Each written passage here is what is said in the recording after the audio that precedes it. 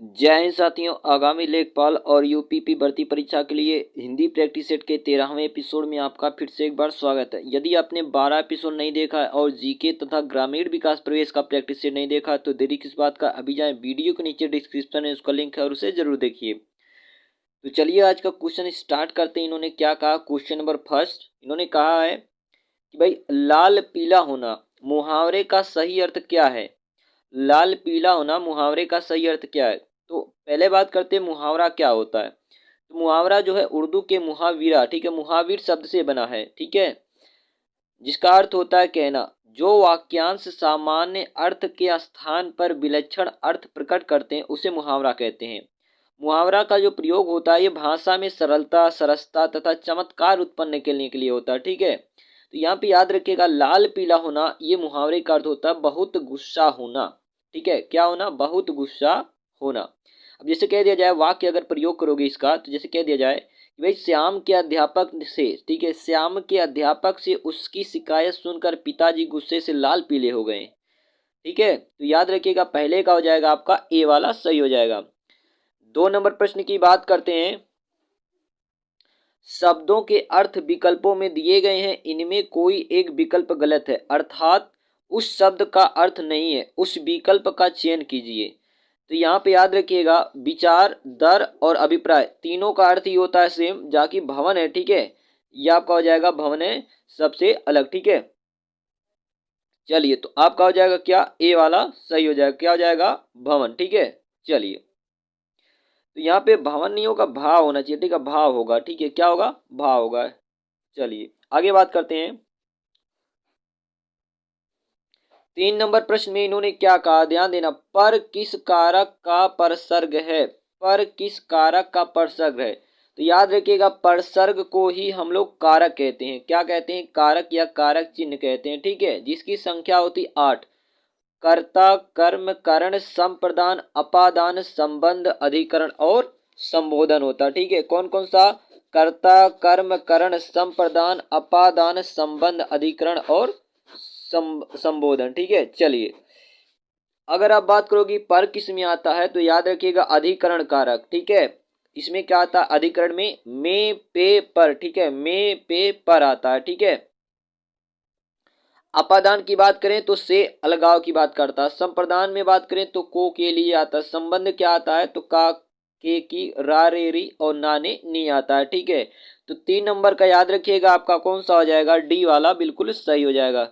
चलिए 4 नंबर की बात करते हैं। इन्होंने क्या कहा, निम्नलिखित में से कौन सा शब्द स्त्रीलिंग है। तो कौन सा है, तो याद रखिएगा 4 का हो जाएगा आपका सी वाला जमीन हो जाएगा, ठीक है। क्या हो जाएगा, जमीन हो जाएगा, ठीक है। जमीन एक स्त्रीलिंग शब्द है, ठीक है। जबकि जहाज, ठीक है, कौन कौन सा हो गया, जहाज हो गया, जलपान हो गया और जुलूस हो गया, ये क्या है, पुल्लिंग है। जो शब्द पद, जो संज्ञा पद स्त्री वर्ग के वाचक होते उन्हें स्त्रीलिंग, तथा जो शब्द पुरुष जाति के अंतर्गत आते हैं उन्हें क्या कहते हैं, पुल्लिंग कहते हैं। तो 4 नंबर का याद रखिएगा आपका सी वाला सही हो जाएगा। चलिए 5 नंबर प्रश्न की बात करते हैं। इन्होंने क्या कहा, पद क्रम की दृष्टि से कौन सा वाक्य शुद्ध है। तो याद रखिएगा पद क्रम की दृष्टि से अगर देखा जाए तो यहाँ पे क्या हो जाएगा, विराट तेज खेलता है। तो कर्ता, फिर उसके बाद हो जाएगा क्या रहेगा, तो यहाँ पे देखिए ये कर्ता हो गया, फिर ये क्रिया हो गया और ये क्या हो गया, क्रिया विशेषण हो गया, ठीक है। तो विराट तेज खेलता है, तो विराट हो गया कर्ता, खेलता हो गया क्रिया और तेज क्या हो गया, क्रिया विशेषण, ठीक है। तो 5 नंबर का याद रखिएगा ए वाला आपका सही हो जाएगा। चलिए प्रश्न संख्या 6 की बात करते हैं हम लोग, ठीक है। किसकी बात करते हैं, 6 की। तो 6 नंबर में इन्होंने कहा कि भाई बर्बर का विलोम क्या होगा, ठीक है। क्या कहा कि भाई बर्बर का विलोम क्या होगा। देखिएगा पहले हम बात करते हैं कि विलोम शब्द होता क्या। तो याद रखिएगा जो शब्द गुण, अवस्था, स्वभाव, दशा तथा भाव के संदर्भ में विपरीत अर्थ प्रकट करते हैं उन्हें विलोम शब्द कहा जाता है। और बर्बर का विलोम क्या होता है, सभ्य होता है, ठीक है। बर्बर का मतलब जो पढ़ा लिखा नहीं होता, कुछ बुद्धि नहीं होता उसके पास, ठीक है। और इसका क्या हो जाएगा, सभ्य अर्थात पढ़ा लिखा। तो 6 का हो जाएगा आपका कौन सा, डी वाला आपका सही हो जाएगा। 6 का कौन सा हो जाएगा, डी वाला हो जाएगा, ठीक है। चलिए 7 नंबर प्रश्न की बात करते हैं। ऊपर की ओर उछाला हुआ, ऊपर की ओर उछाला हुआ के लिए एक शब्द क्या होगा?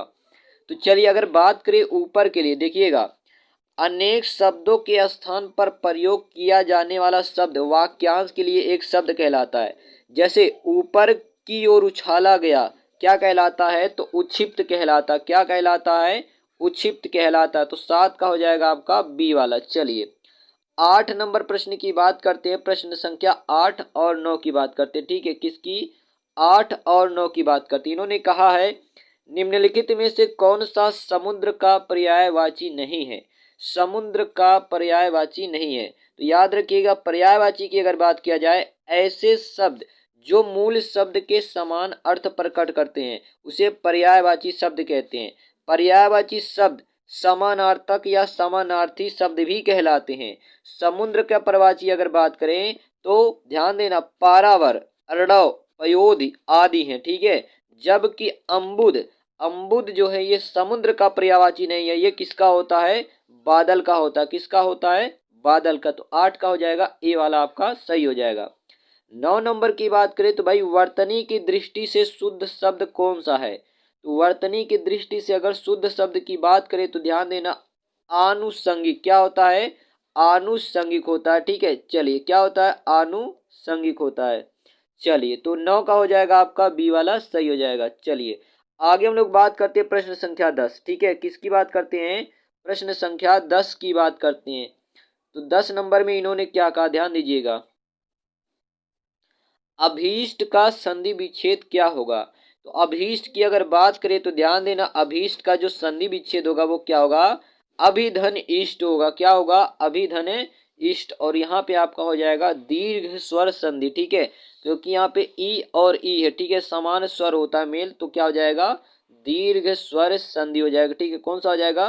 दीर्घ स्वर संधि। चलिए आगे बात करते हैं हम लोग प्रश्न संख्या 11। तो 11 में इन्होंने क्या कहा? अंतिम में किस प्रत्यय का प्रयोग हुआ है? तो अंतिम में अगर बात करें तो देखिए पहले प्रत्यय क्या होता है? तो प्रत्यय उस शब्दांश को कहते हैं जो किसी शब्द के अंत में जुड़कर भिन्न अर्थ प्रकट करता है। ठीक है, तो याद रखिएगा प्रत्यय उस शब्दांश को कहते हैं जो किसी शब्द के अंत में जुड़कर भिन्न अर्थ जो है प्रकट करते हैं, जबकि उपसर्ग क्या होता है? किसी भी शब्द के पहले लगता है। ठीक है, तो अगर बात करें अंतिम में तो आपका कौन सा है? तो इम लगा है। ठीक है, क्या लगा है? इम लगा है। तो 11 का हो जाएगा आपका सी वाला सही हो जाएगा। चलिए 12 नंबर प्रश्न की बात करें तो लिखा है कला प्रवीण। ठीक है, कला प्रवीण में कौन सा समास है? ठीक है, क्या लिखा है? कला प्रवीण में कौन सा समास है? तो समास की अगर बात करें तो समास का जो सीधा सीधा अर्थ होता है संक्षिप्तीकरण होता है। ठीक है, समास का जो शाब्दिक अर्थ होता है वो क्या होता है? संक्षिप्तीकरण होता है। ठीक है, अगर बात करें कला प्रवीण तो कला प्रवीण का हो जाता है कला में प्रवीण। ठीक है, कला में प्रवीण। तो याद रखिएगा इसमें हो जाएगा अधिकरण तत्पुरुष। कौन सा? तत्पुरुष समास आपका हो जाएगा। ठीक है, तो समास का जो शाब्दिक अर्थ होता है वो क्या होता है? संक्षिप्तीकरण होता है। ठीक है, अगर बात करें समास के तो कौन कौन सा होता है? द्वंद्व समास, द्विगु समास। ठीक है, इसको आप ऐसे याद कर सकते हो। ठीक है, कैसे याद कर सकते हो? द्वंद्वी अब तक। ठीक है, कैसे? द्वंद्वी अब तक। कैसे? आप इस प्रकार से याद करिएगा द्वंद्वी। ठीक है, द्वंद्वी अब तक। ठीक है, द्वंद्वी अब तक, इस प्रकार से आप लोग याद कर सकते हो। ठीक है, द्वंद्वी अब तक। तो द्वंद्व से हो जाएगा द्वंद्व समास। ठीक है, द्वंद्व से हो जाएगा द्वंद्व समास। ठीक है, आगे बात करें तो दो से हो जाएगा द्विगु समास, आ से अभिविभाव, बा से बहुब्रीहि, ता से तत्पुरुष, का से कर्मधारय समास। ठीक है, तो कला प्रवीण में कौन सा हो जाएगा? कला में प्रवीण अर्थात हो जाएगा आपका बहुब्रीहि समास। बी वाला आपका सही हो जाएगा। चलिए प्रश्न संख्या 13 की बात करते हैं। इन्होंने कहा भाई निम्नलिखित में से कौन सा शब्द तत्सम है? तो तत्सम की अगर बात करें तत् प्लस सम होता। ठीक है, तत्सम का क्या होता भाई? तत् प्लस सम होता। ठीक है, तत् प्लस सम अर्थात उसके समान। ठीक है, तत् का मतलब उसके, सम का मतलब समान। तो संस्कृत भाषा का जो शब्द हिंदी में ज्यों का त्यों लिखा होता उसे ही बोलते हैं तत्सम, और संस्कृत भाषा का जो शब्द हिंदी में बदल के लिखा गया है तो बदला हुआ शब्द ही क्या कहलाता है? तद्भव। तो यहाँ पे याद रखिएगा 13 में यहाँ पे एक छाया दिया है और एक छाता दिया है और एक छेद दिया है और एक छुरी दिया है। यहाँ पे याद रखिए, यहाँ पे थोड़ा सा ऑप्शन मिस्टेक है, ठीक है। यहाँ पे ये सारे के सारे शब्द क्या है, तद्भव है, सारे के सारे शब्द क्या है, तद्भव है, ठीक है। तो यहाँ पे थोड़ा ऑप्शन मिस्टेक, ठीक है, इसको याद रखिएगा, सारे शब्द क्या है यहाँ पे, तद्भव है, ठीक है। चलिए, तत्सम एक भी नहीं है, थोड़ा मिस्टेक हो गया प्रिंटिंग में। चलिए आगे बात करते हैं प्रश्न संख्या 14 की। टा वर्ग उच्चारण की दृष्टि से किस प्रकार की ध्वनियां है?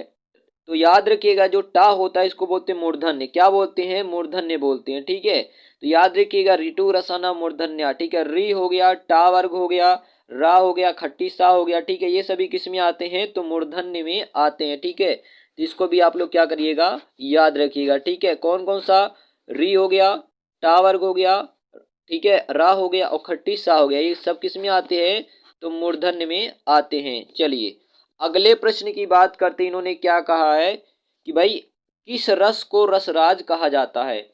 किस रस को रसराज कहा जाता है? याद रखिएगा, श्रृंगार रस को रसराज का अर्थात रसों का राजा कहा जाता है। किसे, श्रृंगार रस को कहा जाता है, ठीक है। श्रृंगार रस की बात करें तो इसका स्थायी भाव होता है रति होता, और रति का मतलब क्या होता है, प्रेम। श्रृंगार रस भी दो टाइप का होता है, संयोग श्रृंगार और वियोग श्रृंगार होता है, ठीक है। और रसों की संख्या बात करें तो ध्यान देना, ये मुख्यतः होता 8 प्रकार का, ठीक है। आचार्य भरत मुनि के अनुसार रसों की संख्या 8, और 9वां रस आपका क्या है, शांत रस। अगर भक्ति रस और वात्सल्य रस को शामिल कर लें तो ये आपका हो जाता है कुल मिला जुला के 11 हो जाता है, ठीक है।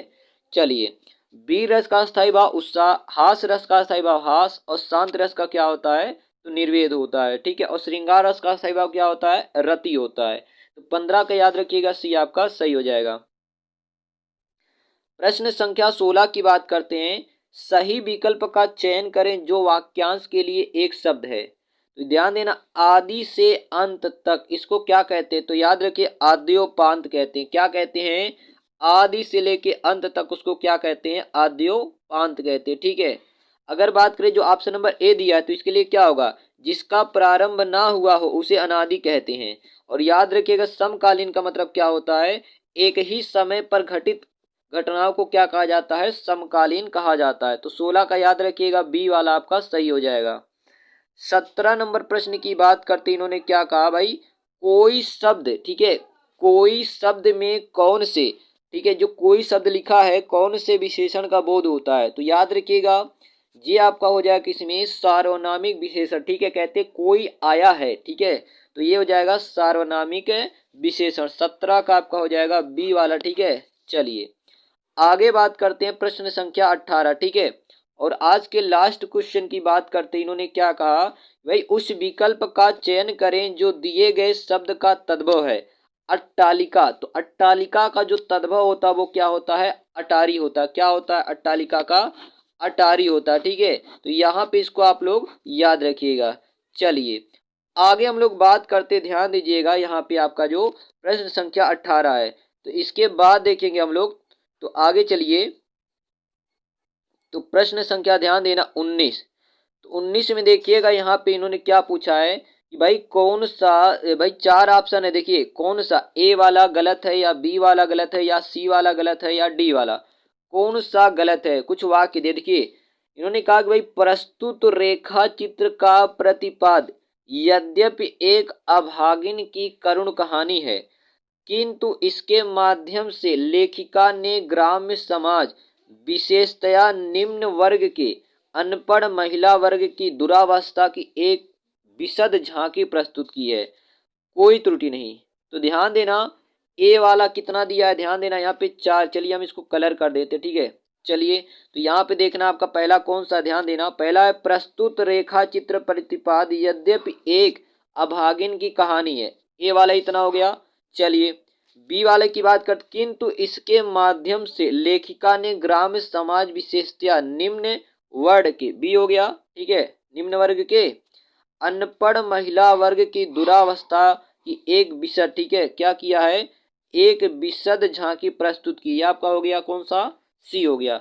और डी की अगर आप बात करोगे कौन सा, डी वाला, तो क्या यो कोई त्रुटि नहीं है।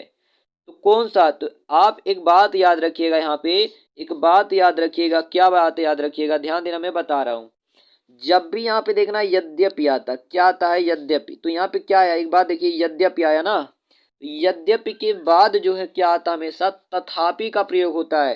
तो किंतु के स्थान पे होना चाहिए था तथापि, ठीक है। तो यद्यपि के बाद क्या आता, तथापि का प्रयोग होना चाहिए, अर्थात बी वाले में क्या है, अशुद्धि है, ठीक है। 19 का याद रखिएगा, बी वाला आपका क्या हो जाएगा, अशुद्धि हो जाएगा। चलिए 19 के बाद हम लोग बात करते हैं प्रश्न संख्या 20 की बात करते, किसकी बात करते हैं, 20 की। चलिए तो 20 में इन्होंने क्या कहा, ध्यान दीजिए। इन्होंने कहा भाई प्राकृतिक सौंदर्यता अपने अद्भुत आकर्षण से सभी को मुग्ध कर देता है, कोई त्रुटि नहीं है। तो सौंदर्यता नहीं रहेगा, सौंदर्य रहेगा, क्या रहेगा, सौंदर्य रहेगा। तो 20 का याद रखिएगा, ए वाला, ठीक है। चलिए यहाँ पे देखिएगा इन्होंने क्या कहा, इन्होंने कहा कि भाई नीचे लिखे निबंध को पढ़कर दिए गए प्रश्नों के उत्तर दीजिए। चलिए तो यहाँ पे देखिएगा, आप लोग इसको पढ़ लीजिएगा, मैं स्क्रॉल कर दे रहा हूँ, ठीक है, 21 से लेके 25 तक, ठीक है। चलिए ये आप धीरे धीरे पढ़ लीजिएगा। तो पहला प्रश्न देखिएगा, इन्होंने क्या कहा, कवि मुद्रण का असली नाम क्या था, कवि मुद्रण का असली नाम क्या था। तो अगर आप इसको कहानी को ध्यान से एक बार पढ़ लेंगे, कहानी को ध्यान से एक बार पढ़ लेंगे तो ध्यान देना, इनका देखिए असली नाम क्या था, असली नाम था लक्ष्मी नारायण था, ठीक है। उनका असली नाम क्या था, लक्ष्मी नारायण था। तो यहाँ पे आपका क्या हो जाएगा, ध्यान दीजिएगा, क्या हो जाएगा, याद रखिएगा, क्या कौन सा हो जाएगा, ध्यान देना। तो हो जाएगा आपका यहाँ पे लक्ष्मी नारायण, ठीक है। 21 का हो जाएगा, सी वाला आपका सही हो जाएगा, लक्ष्मी नारायण। देखिएगा अगला पूछा कि भाई इन्होंने क्या कहा, इन्होंने कहा कि भाई कवि मुद्रण किस गांव में पैदा हुए थे, ठीक है। 22 में कहा कि भाई कवि मुद्रण किस गांव में। तो चलिए इसको खोजते हम लोग, देखते हैं। अगर इसकी बात करोगे किस गांव में पैदा हुए थे, तो यहाँ पे देखिए लिखा है कि भाई नंदलीके गांव में पैदा हुए थे, ठीक है। किस में पैदा हुए थे, नंदलीके गांव में। यहाँ पे कौन सा हो जाएगा, नंदलीके, सॉरी ए वाला आपका होगा, कौन सा यहाँ पे, ये नहीं होगा, ए वाला होगा, ठीक है, नंदलीके गांव में। चलिए इसी प्रकार देखना, कवि मुद्रण एक उच्च भाषा में विद्यालय के, ये संस्कृत भाषा के थी, ठीक है। 23 का सी वाला याद रखिएगा। 25 इनकी पत्नी का नाम क्या था, तो याद रखिएगा इनकी पत्नी का नाम भी इसी में दे रखा है इन्होंने, तो देखिए मनोरमा दे रखा है, ठीक है। तो याद रखिएगा। और देखिएगा इन्होंने संस्कृत साहित्य में पांडित्य पाया, ठीक है, और शिक्षा भी करने लगे, और मनोरमा इनकी पत्नी का नाम था। तो 25 का कौन सा हो जाएगा आपका, तो याद रखिएगा ए वाला, ठीक है। तो यहाँ पे आपका देखिएगा मोस्ट इंपॉर्टेंट, ठीक है, मोस्ट इंपॉर्टेंट 25 क्वेश्चन कंप्लीट होता है। आई होप आपको वीडियो पसंद आएगा, वीडियो पसंद आए तो वीडियो को लाइक करना, चैनल को सब्सक्राइब करना बिल्कुल ना भूलें। तो स्वस्थ रहें, स्वच्छ रहें, तब तक के लिए धन्यवाद, मिलते हैं अगले वीडियो में।